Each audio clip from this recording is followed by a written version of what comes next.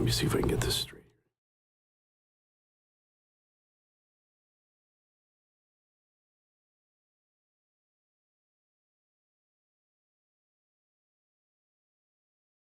To open the special meeting for the Council of San Benito County Governments, Monday, December 16th, 2024, and it is 10 a.m. Can we have a Pledge of Allegiance, please? I'll go ahead and lead it. Ready? Begin. I pledge allegiance to the flag of the United States of America and to the republic for which it stands, one nation, under God, indivisible, with liberty and justice for all. Thank you. Can we have a roll call, please? Yes. Chair Friels? Here. Vice Chair Casey? Here. Director Sotelo? Present. Director Curo? Here. Director Morales? Thank you.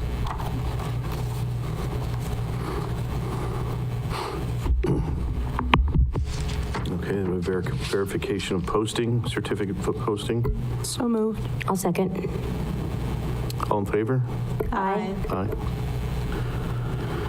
Okay, special meeting, it's special meeting. Do we have public comment in a special meeting, except for what's on the agenda? So do we have, I don't have anything for What's what's that? on the agenda. I'm sorry? I do not have any public comment for what's on the Okay, agenda. I didn't think on a special meeting would have public, okay. Okay, consent agenda. Would anybody like to pull anything off the consent? Chair, Yep.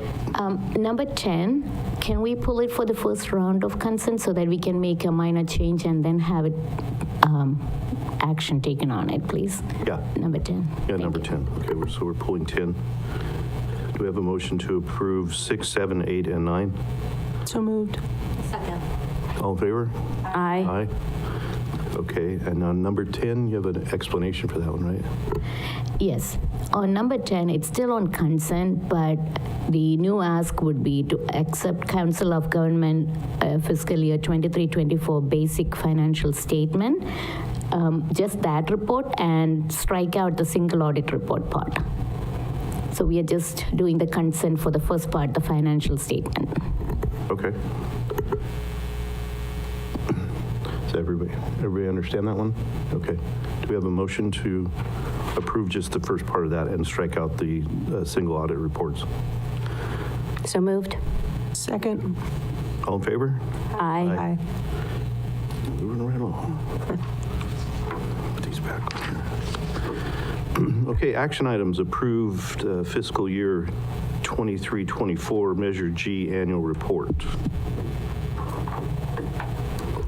Thank you, Chair Friels. So I have that item for you today. Do we have someone on the slides? There we go. Okay. All right. So good morning, everybody. So today I have for you an action item, and that is to approve the fiscal year 23-24 Measure G annual report. So the COG, San Benito COG, is designated as the administrator of the sales tax, our Measure G sales tax, our local transportation tax. One of the requirements of that ordinance is that the COG prepare an annual report which sets forth the amounts that were expended for the fiscal year, as well as any projects that were executed during the year. This annual report was reviewed by the Measure G Citizens Oversight Committee at our December 11th meeting, and they made a unanimous recommendation that the COG present this to the COG board today. So that's what I have here for your approval. Upon approval, this report is released to the public. It's posted on our website, on our Measure G website. We also update a map that we have there, an interactive map that shows kind of just on a map, it just shows all the projects that have been updated for the year. So what I have here, I just pulled a few pages that have really kind of the meat of the presentation. So we'll just kind of flip through these and let you know what we've accomplished this year. So again, as we know, Measure G is set forth for transportation projects in the San Benito region. The ordinance states that the funding should have the breakdown as you see up on that pie chart there. So 49.9% of the revenue that comes in is designated for the priority project, which is the Highway 25 project. 44.5% is allocated to local street and roads. So that goes out to the city of San Juan Bautista, city of Hollister, and the county of San Benito for implementation of road projects that are listed in their capital improvement or pavement improvement plan. And the last section is 5.6% of the revenue, which is designated for other transportation projects. So there's different pieces to that. There's bike and ped, it could be transit, it could be anything transportation. That tier is, any potential projects would come before the COG board for approval and before the oversight committee as well. So that's the overall breakdown of that ordinance. So here's our revenue for 23-24. So the sales tax did fantastic. It actually almost down to the penny, which is kind of weird how that worked, but we projected 13 million and that's exactly what we got. It is higher than what was originally anticipated when we did a cash flow model back in 2016 or 2018. So this is, it's looking good. And again, it was split, you could see there by quarters, which is pretty standard. That's what we've seen the past probably 2 years in terms of a breakdown per quarter. Funding distribution. So we, of that 13 million that came in, we have a breakdown in that report that shows you what was allocated to each tier. These allocations aren't the same as what we saw back here. What we've, the current adopted cash flow model allows us to front load funding to the locals so they can implement that, their street and road projects while we kind of get to a point with Highway 25 where we're ready to make huge investments in terms of construction and all that good stuff. So that's why you'll see here that tier 2, we paid out about 8.3 million, which is fantastic to kind of help with our street and road projects in the area. So what we did this year, this was based on feedback from the COG board last year during our annual report, is we did an exhaustive list of all projects that have been completed with the measure. So there's about a whole page here, and we're not going to go through all of them, but this lists all the projects from the inception of the tax measure. You'll see in 2023, 2024, a lot of work on our local street and road. So we really want to commend our local agencies for just going out there, and we all see it. So, you know, you just drive around town and you can see all this work happening. So kudos to all our public works teams in the area for getting all these projects moving along. So at this point, we'll, and again, the details are in the report. It's about a 14-page report. I'll be happy to answer any questions that the board may have, any comments. Thank you. Thank you. Any comments? We'll go right to left this time. Thank you so much for the report. It's nice to see that the committee is a quorum. This is good, very important.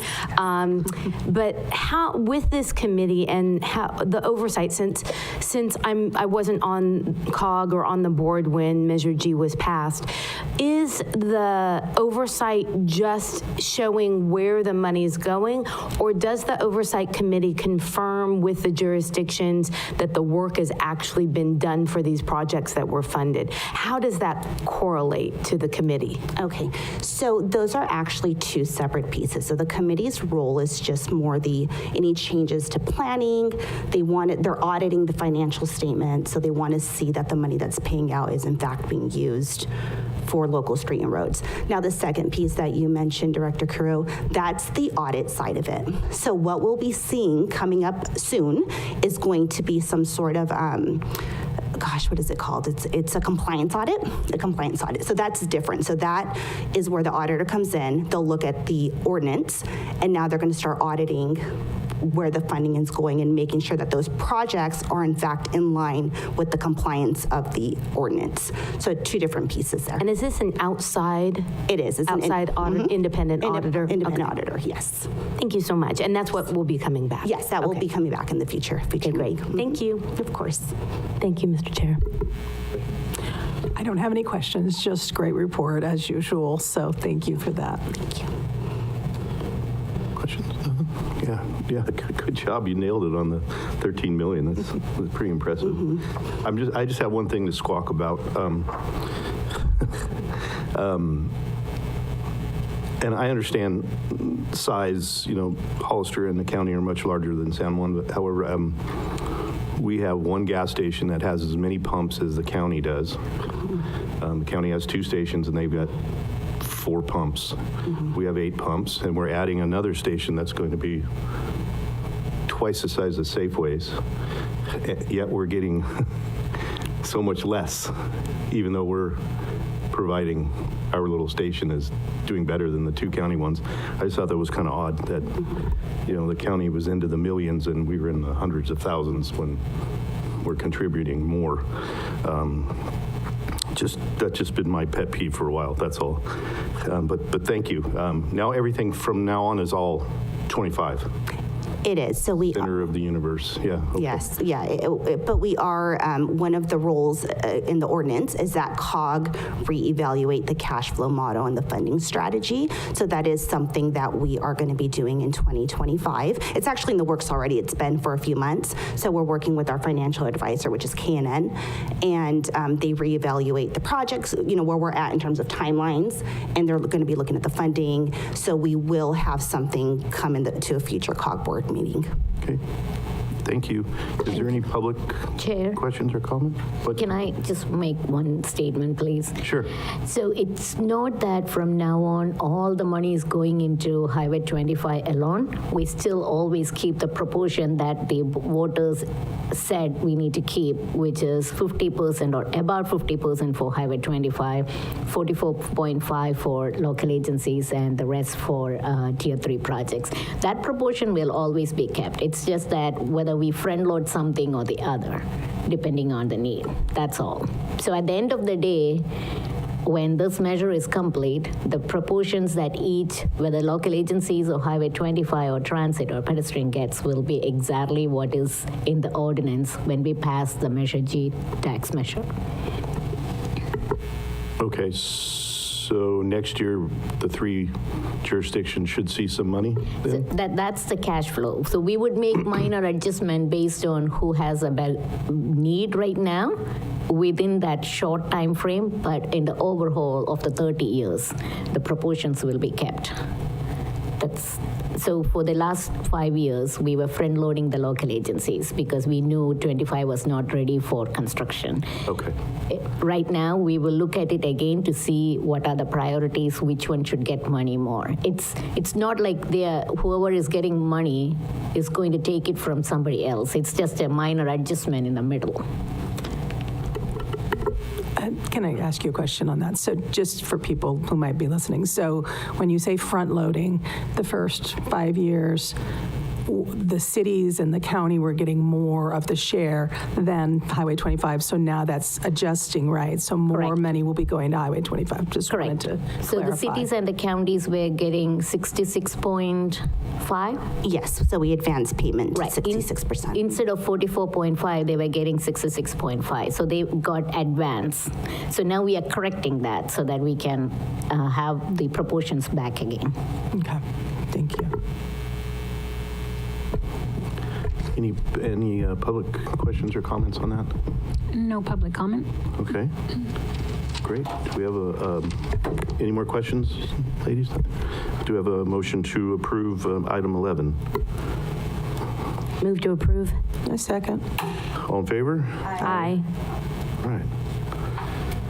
Okay, number 12, approve the draft 2050 San Benito Regional Transportation Plan revenue forecast.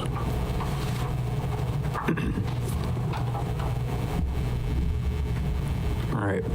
Good morning, Board. My name is Samuel Bork, and today I will be seeking Board action on the draft 2050 Regional Transportation Plan Revenue Forecast. So this is not the first time we've brought in a regional transportation plan item to the board, but just to reiterate, regional transportation plan will often be acronymed as RTP, and it is a 25-year long-range planning document that comprehensively explores the role of transportation in the San Benito region. The document is state required and helps maintain funding eligibility and agency credibility. The final RTP is slated for adoption in June of 2026. Now, the main focus of today's presentation is on the revenue forecast. I will introduce the revenue forecast, and then I'll be figuratively passing over the microphone to SBCOG consultant Matthew Carpenter, who has been helping organize this exercise. So what the revenue forecast is at a high level is the revenue forecast is led by AMBAG in a collaborative process where we explore all the potential revenue sources that are available to our region over the 25 years, and we look to see what revenues will best support our region's needs. So without further ado, if Matt is on Zoom, I'll ask him to speak up. Good morning, Board of Directors. Hi, my name is Matt Carpenter. I'm a transportation management consultant working with SBCOG. Just want to say up front, it's really been a great experience working with both Manu and her team at SBCOG on this project. It's truly impressive just how much work is getting done at this agency, really quality work, and especially given how small the staff is. Before becoming a consultant, I've had a lot of experience with regional transportation plans. I spent over 20 years as the director of transportation at a large regional agency in Sacramento, the Sacramento Area Council of Governments. Prior to that, I studied and worked on the East Coast and in Tokyo, Japan. Now, Benito and your RTP project manager, Samuel Borick, have been really solid to work with on this process on a pretty accelerated time frame. Samuel, as you probably know, is a quick study, and he's a really strong analyst and has been very good at his communications and collaborations with AMBAG and the TAC members. And as far as also related to the TAC, I mean, I think the board's very fortunate to have such a skilled and collaborative staff, both at AMBAG and the Technical Advisory Committee members. The planners and engineers at AMBAG, Caltrans District 5, Hollister, San Juan Bautista, and the County of San Benito have really provided very excellent information and input for this RTP update. Now, you may know that Benito came here from SACOG, and she was the project manager for the long-range plan there. And I think that that really solid leadership role she had there helped kind of set, I think, the table for a very strategic vision for this 2050 RTP update. She's been very clear and outcomes focused, and I just want to quickly recap, I think, at this point in the process, where we're at in terms of 5 goals and objectives that Benito laid out early in the process to make sure that this was a success. The main thing is that we really realize how important it is that SBCOG can work successfully with local agencies to be more successful at capturing competitive grants. As you may know, that federal and state programs require or at least give preference to projects that are in a long-range plan. So there's a lot of extra effort we took to make sure we're identifying all the short-term needs across the county. And now with this much enlarged project list, I think you'll see that our local agencies have many more projects that are going to be eligible, and hopefully we'll have a step up in competing for funds. There's also been a real commitment, I think, here to making sure that the board of directors is kept updated more regularly, and so there's a lot of interaction that's happened over the course of the last few months. Closely related to that has just been, as I mentioned earlier, with the TAC members as well as AMBAG, more interagency coordination and collaboration. So last plan we had really limited involvement of the TAC, but and we had to overcome that kind of significant challenge of what COVID brought to the region and the turnover. But this has really been, I think, hopefully a good team building exercise. And like I mentioned, in terms of the project list, it's a much more complete picture for this 25-year planning period. The last plan had a pretty limited number of projects, and it didn't even have an effort to time the projects. So with this project list, you not only see a much more much more in terms of the amount of projects, but also they're timed and sequenced in a way that makes more sense from a planning standpoint. And because of that, we're much more aligned with state and regional efforts. What's happening currently, as Samuel has briefed you on at AMBAG, is that they're also shaping a 2050 vision. And this element from San Benito County will fold into that larger 3-county regional effort.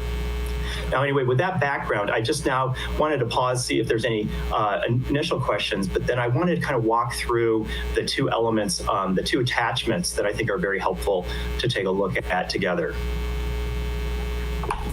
Thank you. Any questions so far? No? Okay, no questions so far. Great. Well, thank you, Chair. So I first want to turn your attention to the the cover page that you see, the draft 2050 regional revenue forecast. You can see the pie chart here, and it's really kind of the essential point here is that it's really broken out by federal, state, and local sources. They all roll up to be $1.84 billion in forecasted over the 25 years. And it's similar. What's interesting about this, as you can see, the green is that over half of our revenue is coming from local sources. We forecast just under 10% or 9% is federal sources, and then the balance, 40%, comes from state sources. What's really interesting, and it's quite similar to many other rural counties in the state, is that it's a bit counterintuitive that we get more money from the state than the federal government, but that's pretty common because a lot of the money that reaches SBCOG from federal state sources, it comes through Caltrans or comes from the state.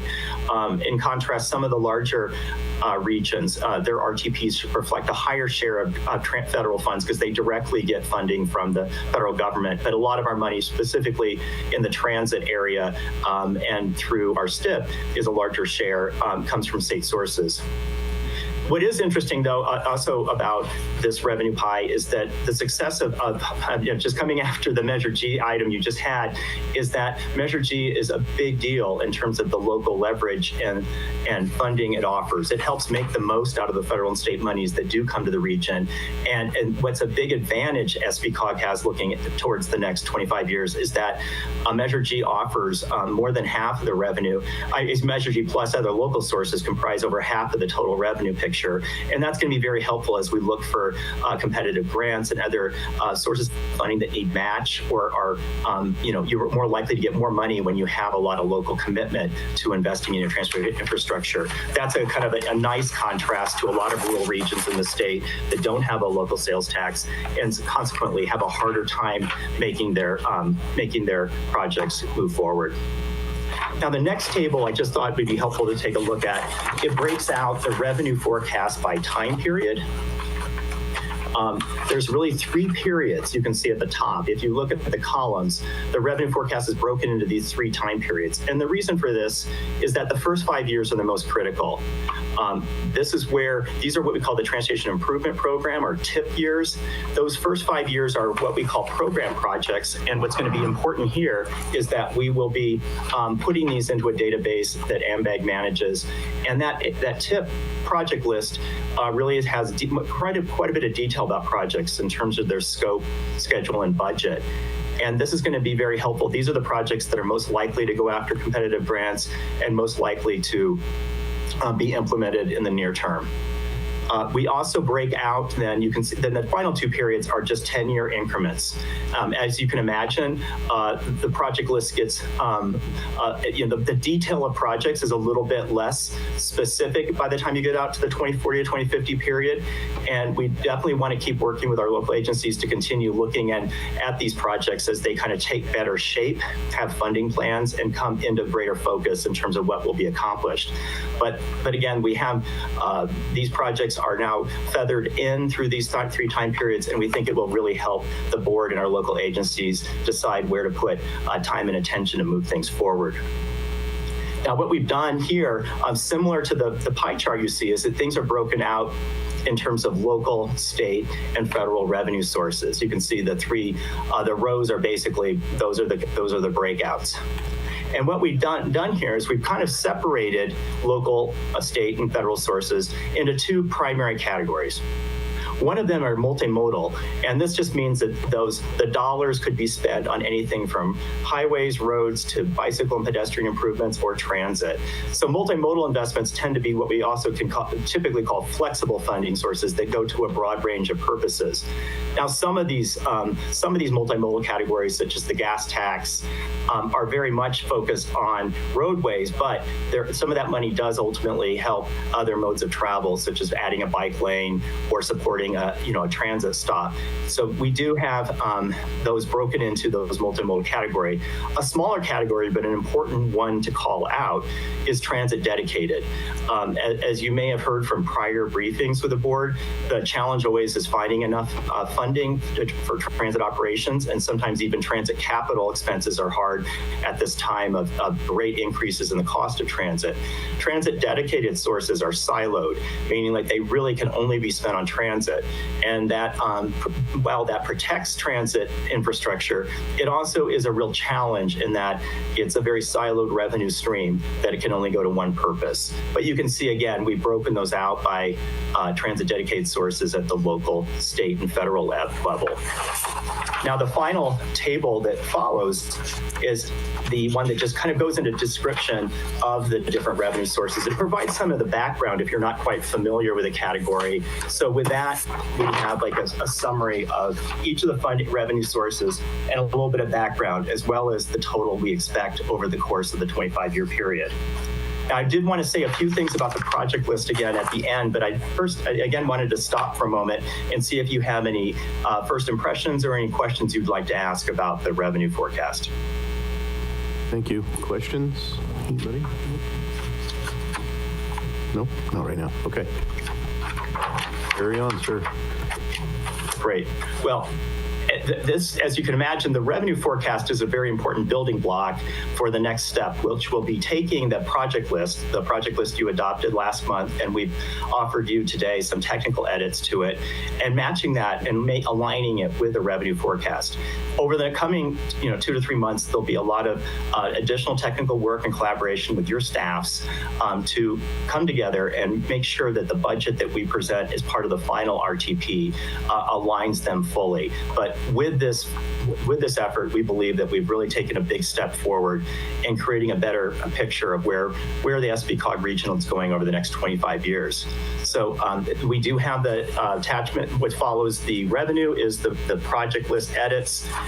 Nothing substantive there, but some additional detail and a little bit more description. We believe that everything is very consistent with what we've gathered from our collaborations with your TAC members, and we welcome any questions or comments as we continue to move forward and make progress on this 2050 RTP update. I really appreciate your time today, and I welcome any questions now, or if you happen to later look at this and have some questions for us, please don't hesitate to reach out. Okay, thank you. Any questions for him? Comments? It's a lot of money out there. Yeah. Can I just add that Matt is very modest when he said he has 30 years of experience and studied in the East Coast. Where he studied is MIT, and he has an engineering degree and a planning degree, and he is one of the best equipped person in the whole country to do this long-range planning effort. And I was very fortunate to work a little bit with him. So I think San Benito is very fortunate to have him help us with this effort. Yeah, no kidding. Any public comment? Concerns? No public comment? Okay. Well, if we don't have anything further for him, we have a motion to approve the draft. I move to approve. I second. All in favor? Aye. Aye. Thank you. Thank you all. Okay. Now we're down to the information items. We have some Caltrans reports. Is everybody okay with them lumping both of those into one shot? Okay. Gets a little confusing sometimes. Who do we have, Benito? Who's our? We have Kelly online. Good morning, Chair. Good morning, Commissioners. I believe we're going to start with Terry Thompson will provide overview of our project on 101 and 156. I'll turn it over to Terry, and then I'll take it back and go through our standing item on our regular Caltrans report. Okay. Hello, this is Terry, and first let me ask, Benito, did you have anything that you wanted to state before I give this presentation? Sure, I can add something. So this project of the 101-156 ramp project, this was something that came before the board back in 2022, asked Caltrans to look at. So they took some time to do some analysis, and what you're going to see today is the findings of that analysis. It's an information item. We are not asking you to make a decision. This is just so that they can share what they learned from doing that analysis. With that, Terry, go ahead. Thank you very much, Binu. Thank you, board, for having me here today. I can't tell if my slides are up. Can you guys see them? Not yet. CMAP, can we get the slides, please? Thank Here we you. go. Awesome. Thank you very much. As you see, as Binu had mentioned, SPCOG had asked Caltrans to investigate the congestion at the SR 156 to Highway 101 South connector ramp. And that's the area highlighted in orange at that point right there. Next slide, please. So the current condition is, we looked at all the traffic in that area, and we noticed that traffic merging onto SR 156 before the bridge is a major source of congestion. So if you start at where the yellow line was, and you go all the way around the curve, over the two bridges, and you're back kind of where the orange border is of the picture, back there is a merge where two lanes are merging into one. And that is one of the main sources of congestion that we found. The other source of congestion was at the on-ramp, where the merge actually occurs at SR 156 to 101. Next slide, please. So we found two options to address the concern of merging onto the off of the on-ramp. So SBCOG can initiate a project and Caltrans can support it with $1.2 million of minor funding. And that was the parameters by which we were asked to originally investigate this. So it would fit into our more minor program. So the solutions that I'm going to share with you, these estimates do not include the costs for the ramp meter itself or the electronics for the ramp meters. And also it does not include the costs for the maintenance vehicle pullouts in those estimates. So can we go to the last slide here? So what we have is we have two options that are available. We can, option A, which is represented by the green marking on there, is to reconfigure the ramp so that we can put in a future ramp meter. These costs do not include putting in a ramp meter now. This is expanding the ramp so that in the future you can come in with a different job and actually put in the ramp meter. So this would be to add 1,410 foot acceleration lane and a 60-foot merge taper.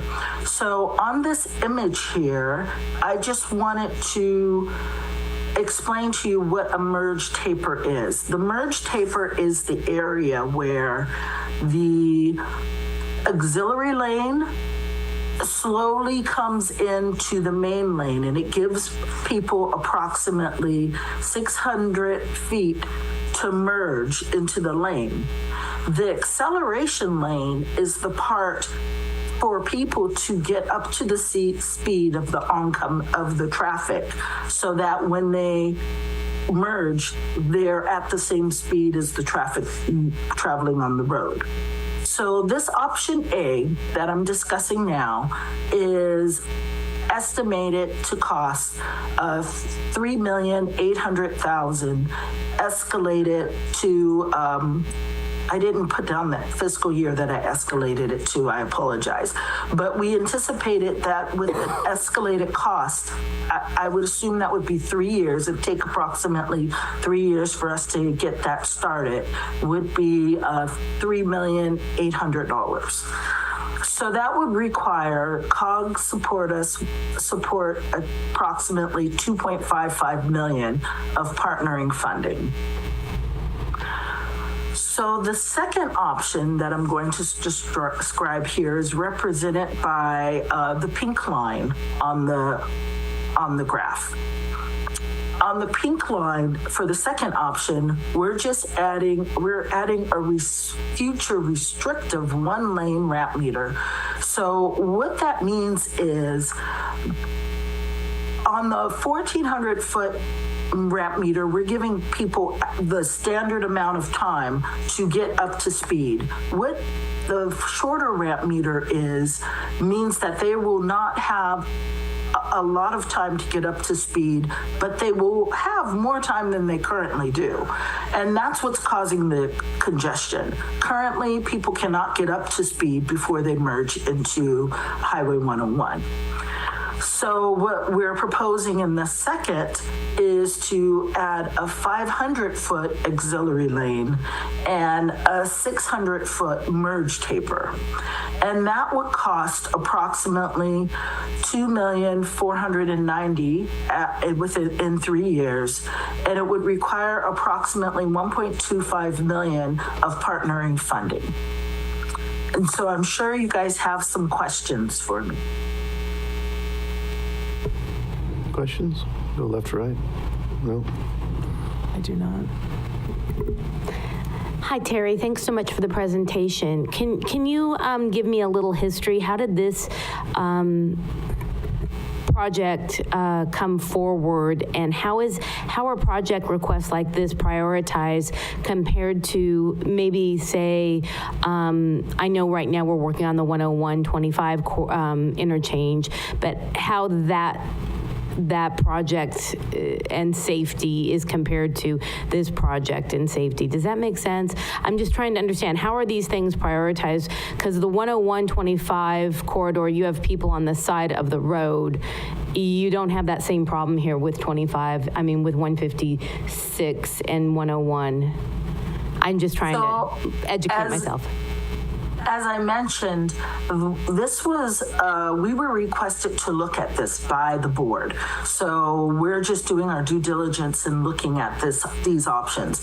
This is not an option that this is not a location that is, I don't want to say not high on our priority list, but the congestion and the safety doesn't warrant a project at this time, based on Caltrans investigation.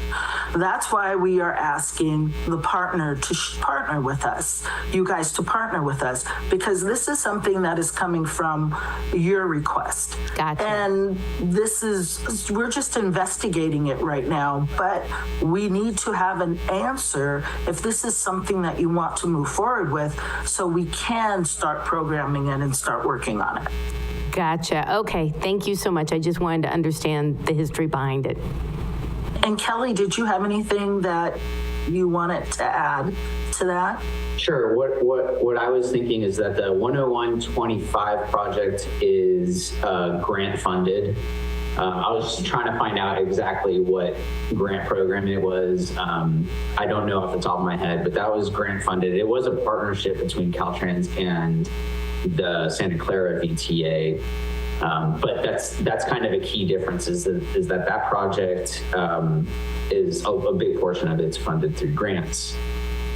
And Kelly, just to clarify, just so everyone, I know 99.9% of our population understands that 10125 are in Santa Clara County, and we are not contributing to that at all, correct? As San Benito County. It is in San Benito, yes. Okay, I just wanted to make sure it was very clear that we are not contributing to that, even though it affects all of our residents so much. Thank you, Kelly and Terry. Yes, and one more thing I wanted to add is, as I mentioned, we are seeking SBCOG's input on this project priority and funding. So we would need to know from you if you want us to put this on the books to move forward with it, and or if it's something that you guys have other things that are higher priority at this time. This request was made by a previous board, so we're not sure exactly where SBCOG wants us to go with this. Terry, thank you so much for the report of this item. This is the last day today that this whole board will be together, and so I guess I feel like we should have this as a consideration, but it's an informational item, so we won't be able to give you any feedback today, but I think that this should stay on as an item. I think it does, in my opinion, there's quite a bit of congestion there, and we have quite a few commuters that are going to the Bay Area and over to the coast, and so if there was something that we could do to help alleviate some of this congestion, I think that would be a really positive thing. So I know we're not taking action, but I definitely would like to see this stay on as possibly something for the future board to look at. Just comment, question, whatever. So I was wondering why this wasn't familiar to me, so it was a prior board. So so there's congestion, but there really isn't safety, isn't the main issue here. It's just the congestion, right? We're not seeing a lot of accidents or people being injured at this position, at this place. Is that right? According to, it's not one of the high safety locations on Caltrans, for Caltrans. So my question would be then, where would the money come from for that we would have to partner and come up with millions for? Would that be going after grants, or would we take away from other projects? I mean, for me, it would be a lower priority project. It's still valuable, but safety always comes before anything else for me anyway. So, but what would be how would you approach it? Benito. So at this point, we do not have the funding for this, but that is not to say that we cannot look for what would align, what grant opportunities we can go after. But we would take that if the board decides to let this be a priority and gives us direction to go and find funding. Okay, thank you for that. I do see the value in it, and there is a new board coming in. I just don't think it's a top priority. I would rather see all our safety issues covered first, but I still think it needs to stay on the list and be looked at, so. Yeah, it definitely needs to stay on the list, and that was requested 2020? 2022, okay. Okay, I was gonna say, gosh, 4 years. On a Sunday afternoon at about 3 o'clock, traffic is backed up from 156 all the way to 25 because of that choke point. And I would love to see how many vehicle accidents CHP has and how many of them that Aroma's Fire Department's running, because they run that whole corridor right there. So I can tell you that there's, just from my pulse points on Sunday afternoons, they're normally running 3 to 4 vehicle accidents on that section. And they could be minor, but they're still tying up emergency services. And I do agree, we're at the end of our, good point, end of our year, and we haven't even prepared for the money on this. So, yeah, we should, sure is a lot of money that that our county has to pay for a state mistake, but here we go again. They'll keep me going. Yeah. I'd just like So to. let me, I apologize. Well, you go right ahead. I just want to make sure you guys are aware that if you go back to the very first slide, that is the area where we are, where the orange line is the area where we are talking about making the modifications. And neither modification would include a RAP meter at this time. But if we do this project, it will alleviate traffic from that point. That will not have very much effect on the traffic where the 2 lanes merge into one down on the other side of those 2 bridges. Did I explain that adequately? That was right where I was going with you and I, Terry, are on the exact same point, because where my concern is this project is really to alleviate traffic back up onto 156, merging onto 101, going southbound, if I'm understanding how you presented this, versus the extremely large backup that happens on 101 in that sort of fishhook curve that brings you onto 156 coming eastbound to Hollister. And I feel anything that we should be spending money on should be getting the flow coming in and out of during commute times should be our priority. And I would hope that the new COG members are in agreement with that. I think that's where our biggest challenges are. But thank you so much for the clarification. I understood what you said.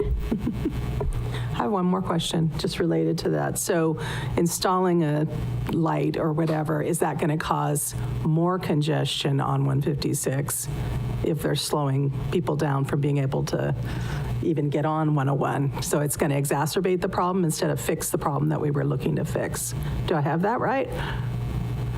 Kind of yes, but kind of not, right? Let me kind of explain it again. Thank you. If you go back to that first page, if you're on that first image, can you please share the first slide of my slide set?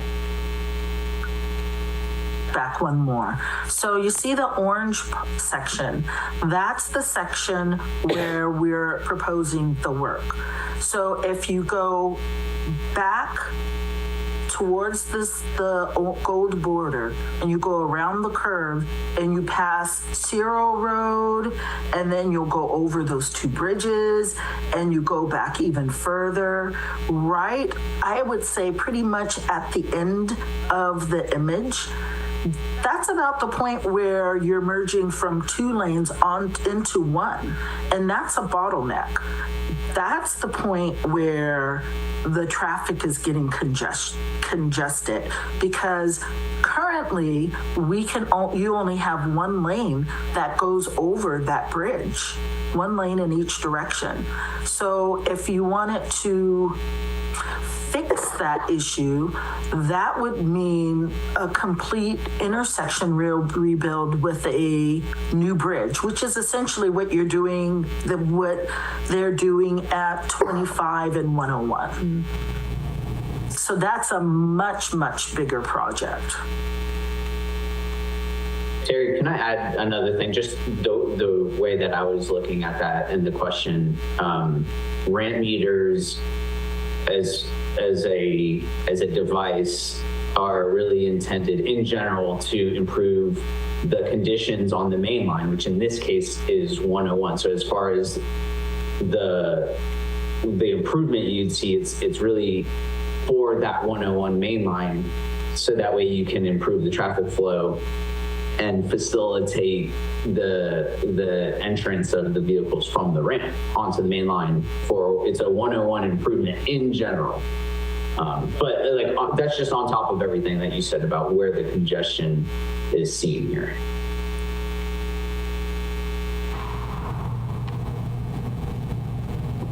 Scott, can I, Mr. Chair, can I add one thing? Oh, yeah. Yeah, and that's exactly, I think Member Casey really hit it, that it's not really helping the flow in or out on 156.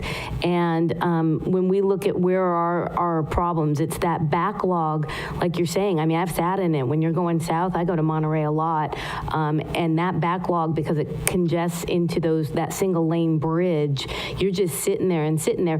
What it also does, though, is the number of people, and I think this goes along with your safety concerns, the people that pass on the right on 156 to cut in front of people to get across the bridge. That's happening constantly.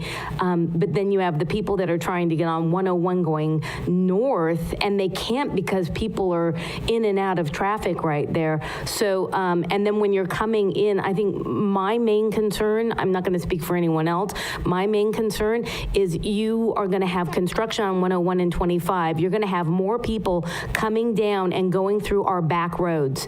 That's an area that we've got to stop the back road cutters. And you see it when you're on that roundabout at, I'm going to say the wrong road, Bixby? I said the right road. Okay, at Bixby, the line of, it looks like a Christmas tree right now if you're coming from a certain area because it's all red lights. The traffic that's coming in on that Bixby roundabout is pretty atrocious. And that's people just cutting because they have to sit in line because the southbound lane on 101 is so backed up, and it goes from 3 lanes on 101 to 2 lanes to having to get under that bridge to get to. I mean, I think that's more where my concern would be for the future, and I'm hopeful that we'll have a new COG board that will look at it that way too. So thank you so much, you guys, for the presentation. I really appreciate it. Yeah, that another good point with that is that that backup at 156 and 101 is creating a lot of traffic on the Salinas Grade Road, and that's where our vehicle accidents are improving, and that's taking our engine out of San Juan and sending it out, miles into the county. So yeah, that does get it gets sketchy. We just have to plan. We plan when we leave for Salinas, or Monterey. Okay, any public questions or comments? No public comment? Okay. Okay, Terry, do you want to continue with the rest of the projects reports? I will hand it over to Kelly. Okay, thank you. Thanks, Terry. Good morning again, commissioners. I've got a couple of report outs and some updates on these projects. I was able to find information before I get started on the Santa Clara project, the 10125, just for reference since we talked about it a little bit. That was funded through the SB1 Trade Corridor Enhancement Program in the 2020 cycle. I think it got about $60 million from that program, and then I think the bulk of the rest of the funding for that project comes from the Santa Clara measure. So just to expand on that a little bit since we were talking about it. Okay, moving on to our report for District 5. I will start by, I guess it's on here as our 25 project, which is number 5 on this, of course, our corridor improvement project in partnership with COG. The update on this project is that our team, in hearing some comment at the November COG meeting and some of our scoping meetings, we were able to extend the comment deadline for comments to our notice of preparation. The previous deadline was December 12th. And our current deadline, our new deadline, is December 31st. And while we're able to extend the deadline, I do want to emphasize that this is the comment deadline for the comments for our notice of preparation. And it's by no means the final chance or deadline for public engagement or public review. This is really just the first step of the environmental document development process. And it's typically tied to where different stakeholders or resource agencies in particular can give our environmental team a heads up on what resources we may be needing to study. So that way we can make sure that we're planning the appropriate studies for our environmental process. But I am pleased to announce that we were able to extend that comment period. And then also, we're still working on some scheduling and logistics. Also, in response to the scoping meetings and some information that we heard in the November COG meeting, we will plan additional meetings with landowners, property owners, ag stakeholders, ranch stakeholders in the alignment, our preliminary alignment. Those are tentatively working toward a schedule of late January or early February, or pretty soon, about a month or so from now. And the purpose of those meetings will be to be able to go into a little bit more detail on our alignment and some of the preliminary project design alignments and line work and things like that, which is a little bit more detailed than the level of information that we went into in our scoping meetings, where we more talked in general and broadly about the project overall. As a reminder to COG members and the public, if you are interested in finding more information, I think the best way is to Google search or in a search engine, search Caltrans 25 project, and it's been the first hit that comes up. So that's the quickest way, Caltrans 25 project, if you want to search that. And you'll find a page that has the notice of preparation. So if you want to look into the notice of preparation and read through that, it's a 9-page Word document. You can also view recordings of our scoping meeting presentation, and those recordings are available in English and Spanish. And you will find information on how to send us your comments for the notice of preparation in time for that 12/31 deadline. So that's my first update on that project, and I have another couple of updates on our projects in development, but I'll pause in case anyone has any questions on the 25 corridor improvement project. Questions? No. Yeah, nothing at this time. If you could just go ahead and crank through them, and then if something pops up, we'll ask you if that's okay. Okay, yes, thank you. Project number 1, State Route 156 improvement project. Access to Mitchell Road was reopened on December 2nd. And this opening represents an accelerated schedule by approximately 6 months compared to when we were originally planning on opening that. So I wanted to credit our construction crew and our contracting crew for being able to really accelerate the timeline there. We know that closure did have traffic disruptions, and we've observed smoother traffic flow since the opening. We also know that had it closed access or closed convenient access to that restaurant, the Harvest Time Roadhouse restaurant, and now there is access available at that restaurant now. So really pleased to report that. I also have a couple of responses to some questions that were raised at the November COG meeting. First, there's some reports of a dip in the pavement or pavement conditions. We checked with our construction crews to investigate the pavement condition, and this is actually on Bixby Road is where the dip was reported. And that location is right at a stop sign, I learned, and is plans to be repaved as part of the overall project. So it's going to be not in the immediate steps of what we're doing right now, but certainly before the project is closed and before that portion is turned over to the county, that full section will be repaved and then brought up to good condition. We also investigated signage at the same intersection at Bixby and the old alignment. This was where there was originally a two-way stop in our original construction plans, and then somewhere along the lines, I don't remember exactly when, but we converted that to an all-way stop. So the original sign that cited that cross-traffic does not stop was part of the original plan, but then when we converted it to an all-way stop, it wasn't applicable anymore. And so what we'll do is our construction crews will go out and remove that placard that signs that cross traffic does not stop. So that way it's not confusing to motorists.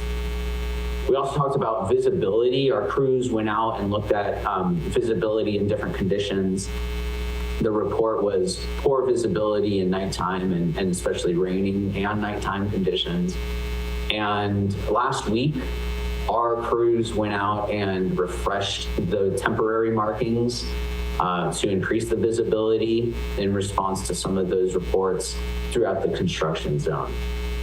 And I think that covers all of the questions that came up. One thing that I did, I know it's not perfect out there, and there are, construction zone challenges. And so one of the things I just wanted to share with the public to reiterate is to please drive safely through this construction zone. It is still an active construction zone, not a completed project. And we do expect some delays, and especially in some of the sections that remain as in progress, and we appreciate the community's patience. The final announcement that I'd like to make is on project number 3, which is our Rocks Road tree removal on US 101 through the eucalyptus trees. And we are in our final week of tree removal progress. And then we'll move to, once we finish our tree work this week, we'll move to about a year of plant establishment to reestablish the area with native vegetation. That's all I have for my report, and I'd be happy to take any questions. Thank you. I just have one quick question. So one question on the roundabout, and I thank you for the fixes that you've identified. I was the one who brought up the different questions there because I traveled that a few times and it was difficult. I wondered if you mentioned markings. One of the things I mentioned was that there is that cement kind of divider when you're turning off, and it is hard to see that. So is there some kind of lighting or something there, or is the markings that you're talking about going to delineate that? Because you don't see it till you're right up on it and you have to get over, and otherwise I've almost run over it a few times. So that's what I was talking about. Is that address that, your markings that you mentioned? I could double check. My sense is no, because I think that when the construction engineer was describing it to me, it sounded to me more as pavement markings. So I can double check. I don't know for certain, but my sense is that that wasn't included in what they did last week. But if you can you please describe the location so that way I can make sure that someone can go out and take a look at it. Yeah, to help me in case I don't get this right, guys. But so when you're heading out 156 towards 101 and you're getting to the roundabout, there's the turn to go to Bixby Road, right? And there is a concrete something or other that you're supposed to get to the right side of to make the turn and turn right. And if you don't see it until you're practically on top of it, because you're wanting to go straight in and go around the roundabout and then turn, but there's like a little divider there that you're supposed to get to the right and make a right turn to get on Bixby, but you can't really see that, and it's raised, so you can hit it. Okay, thank you. I will look into that and find more information. Thank you. Appreciate it. Any questions? I only have a couple, and maybe I didn't have my ears completely open, so I apologize if you're repeating yourself. The extension on the notice of preparation, did you give us a date? December 31st. Okay, I just wanted to make sure because I have some people that I am working with on that. And then, thank you for saying just Google the Highway 25, Caltrans Highway 25 to get info. I have actually been forwarding that to people a lot. It is a really good historical page. The other thing was, it's been brought up previously, and I'm not sure if I've heard the final road level. So the old Highway 156, the road level and road condition of that highway when it's turned over to the county, has an index been provided to us of what that is? What level the condition of the road will be that Caltrans is having done? I don't know. What I heard this morning is that there will be an overlay for the location, but I don't know if the way that Terry Terry probably knows. Go ahead, Terry.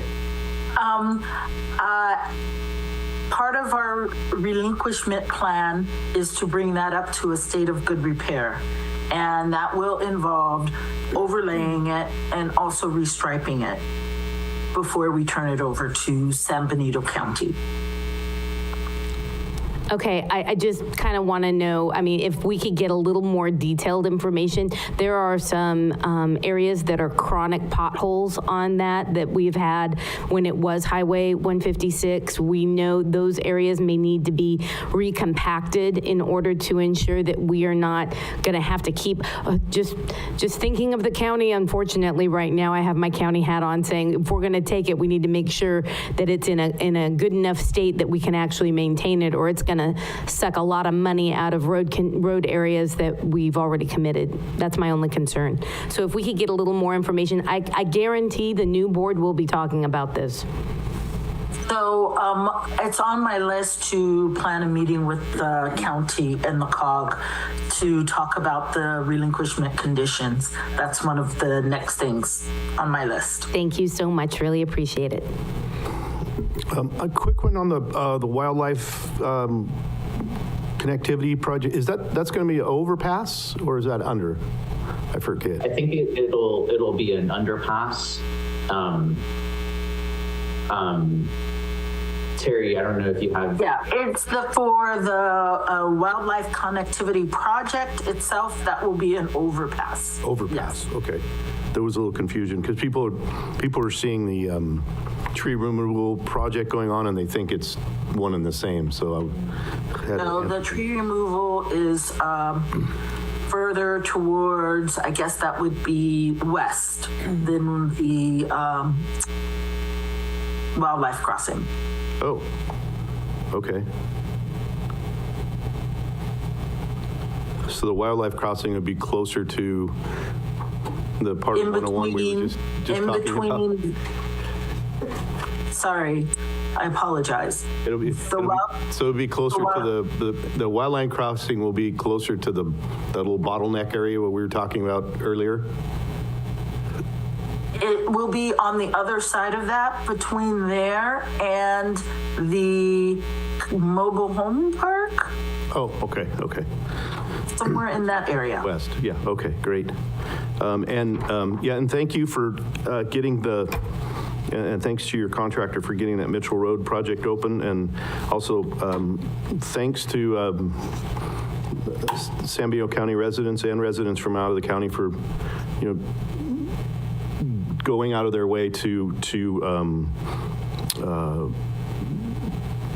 have done lunch or dinner at harvest time. Adam and Sheen are dear friends of mine, and I appreciate the help on that. I know just about all of us probably popped in out there a couple times. Best baked potato in San Benito County, just saying. The tri-tip salad's pretty dang good too.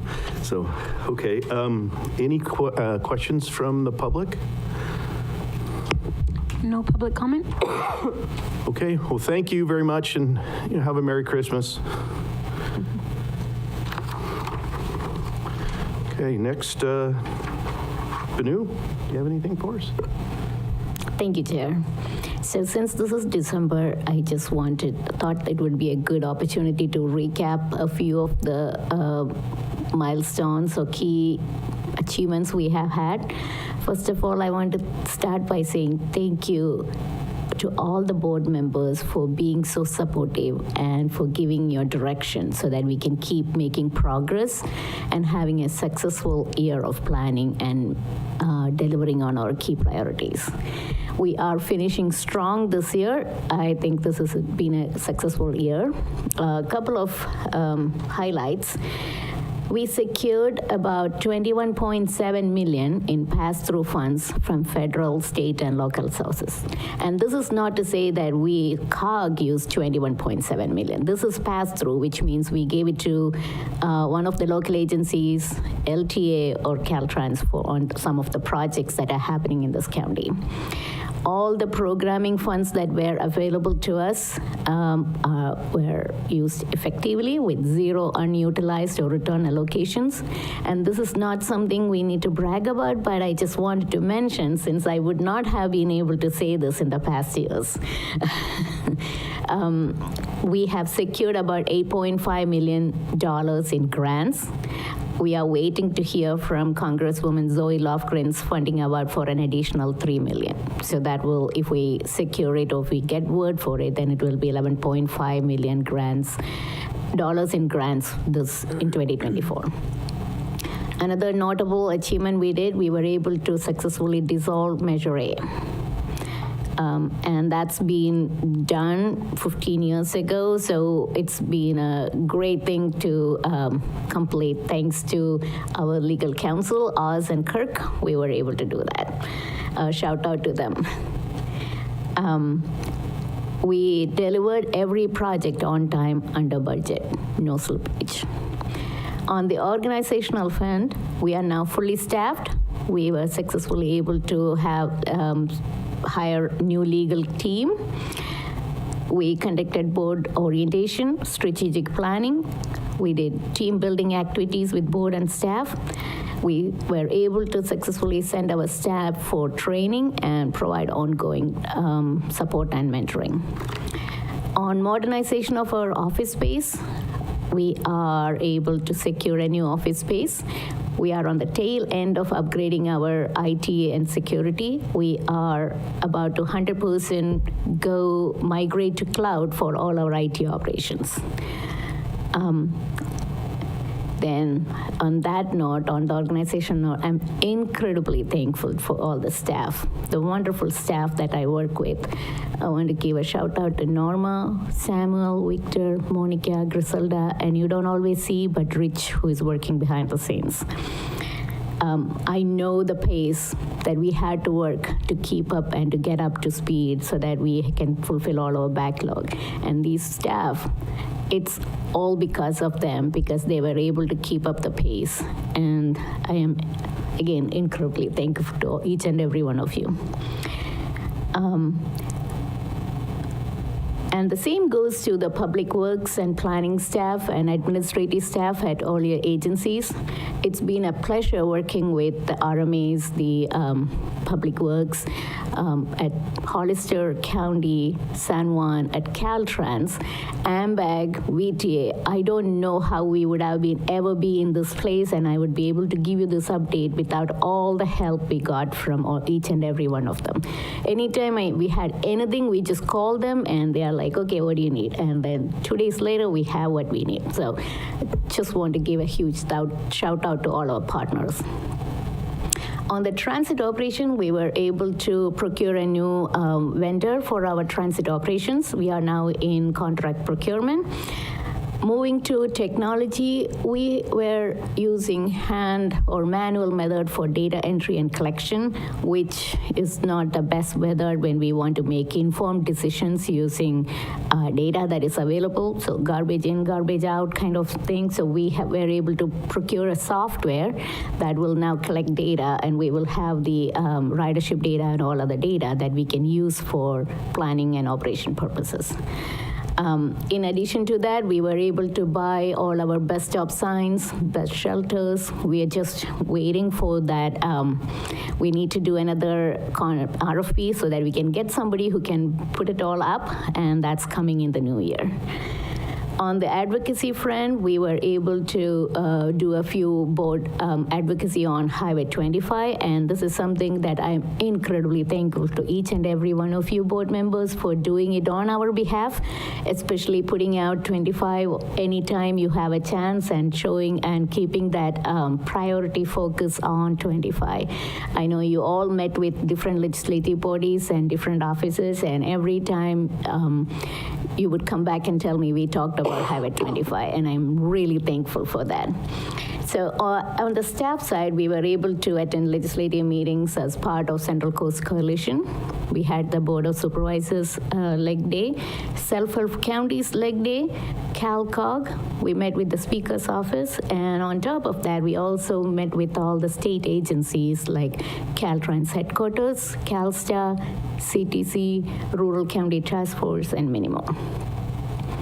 On Highway 25, and I promise this will be the last, we conducted 2 workshops. We had a town hall. We did a workshop at the Mobility Partnership so that we can inform the VTA and the Santa Clara board in addition to San Benito County board members. We had numerous community organizations ranging from Farm Bureau and Rotary Club to any community-based organization that were willing to give us a chance. We presented at all the local agencies at both cities, and then we provided opportunities for open communication with all our elected board members. So regardless of whether they were serving on SBCOG board. Okay, so that's some of the highlights. It's not all, but I know you are all already familiar with most of them. On the office move, we have, as you know, we got a new place. The remodeling is happening. On the temporary side, we are moving to a temporary location, which is the elections office on Lanaway. This is just so that we can save a few bucks on paying double lease. When we come back from our holidays after January 1st, that is the place where we'll be locating, and we have the setup, and we were able to have any meetings, staff meetings, anything that we want. We have room for all our staff. Just to be mindful of not being a nuisance to our new host, we will be intermittently using teleworking options just so that they won't have all of us in their office around the clock. But we will be available to you anytime. And we are, like I said, we are going 100% cloud. So IT, internet, none of this should be a problem. And as the last thing, the holiday, county have a holiday shutdown, so our office will be observing that. Most of us will be on vacation. We'll be coming back after January 1st. I will be taking a couple more days off. My first day back at the office would be January 6th. That's all the information I have. Thank you. Thank you. Questions for Benu? Yeah, impressive list. I feel good about that. Okay, we'll move on. Do we have any board of director reports? Do you have anything? Anything? I have no reports, but I just want to say thank you to all of the COG team. Benu, all of you have been wonderful to work with. Most likely will not be on COG next year, but has been very informative, working on mobility partnership and then coming on COG and understanding how MBEG, COG, and mobility partnership are so very important to have our voices heard. Also would like to thank, Oz and Kirk, that you guys have been amazing to work with, and Caltrans. All of Caltrans has been really wonderful and responsive. It's amazing that you can just pick up the phone and have a Caltrans representative actually answer the phone, which I just have to say for state agencies, that's not always the case. The last thing is just things to keep in the back of our minds when it comes to future bus routes, things that are kind of changing. I know you guys have already started to work with Gavilan College on the bus route to the college. I am so supportive of that. We need to be able to get our students to the college in a safe manner, and that is really important. The other is remembering that we're going to have a 55 and older community. That doesn't mean that they all can't drive. It just means that we're going to have a 55 and older community that's in a rural part of our county, and that's at San Juan Oaks. And if we could start looking at what bus routes that could look like to be able to get hospitalization, or to your doctors, to the grocery store. If those are some things that could be looked at in the new year, that would be great. And I wish everybody a very happy holiday and Happy New Year. Thank you. No, just happy holidays, and thanks for everything. And staff is great. You guys have done a really wonderful job, so thank you. Yeah, Benu, you and your staff have made things pretty easy on us. Well, somewhat easy, right? It's not, this is, talk about a learning experience. This has been an amazing learning experience, and I agree with Angela. Thanks for bringing that legal team on board. That's going to make a world of difference in the future. And ladies, it's been a pleasure working with you, really. Thank you guys. Sorry. Thank you guys. Yeah, and I just thank you. We don't always see eye to eye, but we're civil, and that's the important part, right? It's all about the bigger goal. So I appreciate it, and I hope you have a great New Year's and a wonderful Christmas. Okay, we have, if we don't have anything else, so we have a closed session. Do you want to hit the closed session now, or do you want to crank out? It's just pretty much approving, right? It's just approving the 3 of the last minutes for each. On safe, we have an item that's on consent. There's no discussion, it's on consent. Just check with everybody's time. Are you good with just, we'll go it after, we'll do the closed session after we finish these off? Okay, great. Then we need to keep this still open, correct? So then we'll just move on to LTA. It's 11:20. We'll go ahead and open the special meeting for the Local Transportation Authority, December 16th. And it looks like we have verification of posting. So moved. Have a second? I'll second. Okay, all in favor? Aye. Excuse me. Allergies are killing me. Okay. Any public comment on LTA? No public comment? Okay. One item on consent, it's just to approve the November minutes. I move to approve. Okay, all in favor? Aye. Aye. Okay, there goes that one. And did we do the verification? We did verification. Okay. Do we need a motion to adjourn this one? Yeah, let's move to adjourn. That way we close it out. Okay, so I'll move to adjourn. Second. All in favor? Aye. Aye. Great. Next. Go ahead and open the special meeting for the San Diego County Airport Land Use Commission, and it's December 16th, and it's 11:21. Verification of posting. So moved? Second. All in favor? Aye. Aye. Okay. Any public comments about the airport? No public comment? Okay. And then we have one more minutes to approve on this for September. So moved. All in favor? Aye. Aye. Okay. Motion to adjourn. So moved. Second. All in favor? Aye. Aye. Okay, and now we have one more. It's so funny how it just cranks through. Is it the Service Authority for Freeways, December 16th special meeting, and it is 11:22. Verification of posting. So moved. All in favor? Aye.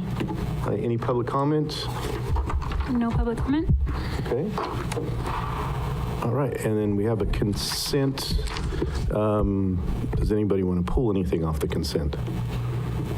Nobody? Anybody from the public want to pull anything from the consent? No public comment? Okay, with that, do we have a motion to approve the consent? Move to approve. All in favor? Aye. Aye. And motion to adjourn. Second. All in favor? Aye. Aye. Aye. Okay, and is that the last one? We don't have the, yeah, that's the last one. Okay, now we're back to the COG meeting, and we have a closed session, which is, make sure I get the right words for it. A public employee performance evaluation. I guess I'll read the government code to make it all official. 54957B1. Employee is executive director. Okay. Public comment? Yeah, public comment? Nothing? There's no public comment? Okay, thanks. Got your back. Yeah. Oh, and did you get? The new. I got it. Yep, thank you.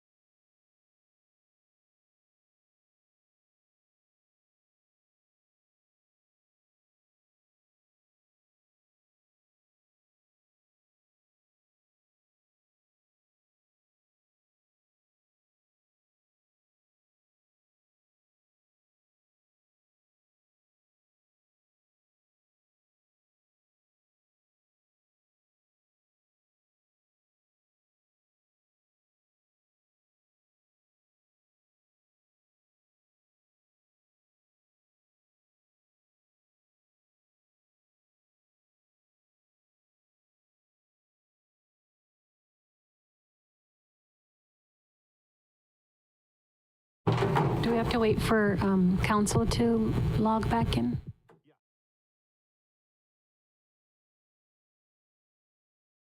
There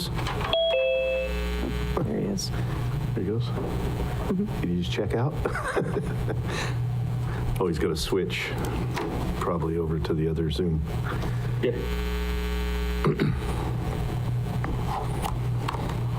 Hi, we're back in open session. The board met in closed session. There's no reportable action from closed session. Thank you. Any final comments on our closed session? Anybody want to? I don't mind starting. I'd just like to say thank you so much, Benito. You have been incredible to work with. Your accomplishments over this last year since I've been here, and the 2 years that I know you've been working with COG, it's amazing. I think a good foundation has been set, and I wish the new COG directors all the best, and we're hopeful that we can all work together in moving, especially Highway 25 forward. So thank you so much, and have a wonderful holiday, and thank you to all of the staff. So just ditto, but I really feel like we're leaving COG is in good hands, and I'm excited about what we've gotten done so far, and I'm really looking forward to next year and seeing what more you're able to accomplish, you and the staff. So thank you, and happy holidays. I don't really have a whole lot more to add. I think it's all been kind of said, but thank you. And I look forward to continuing to work together in whatever capacity that ends up being for the future to further kind of our causes and priorities here. So thank you, and I think you all are doing a really wonderful job. So have a wonderful holiday and New Year. Yes, the new year and your staff has brought San Benito County to a different level in a positive way. I mean, people actually hear us now, and that's I think the best that I can say for you. We appreciate that, and the same goes staff. Thank you so much, and please have a safe holiday. And to all of you, I'm going to say Merry Christmas, because that's what I say, Merry Christmas, and have a Happy New Year. Christmas. Do we have a motion to adjourn? So moved. Second. All in favor? Aye. Aye.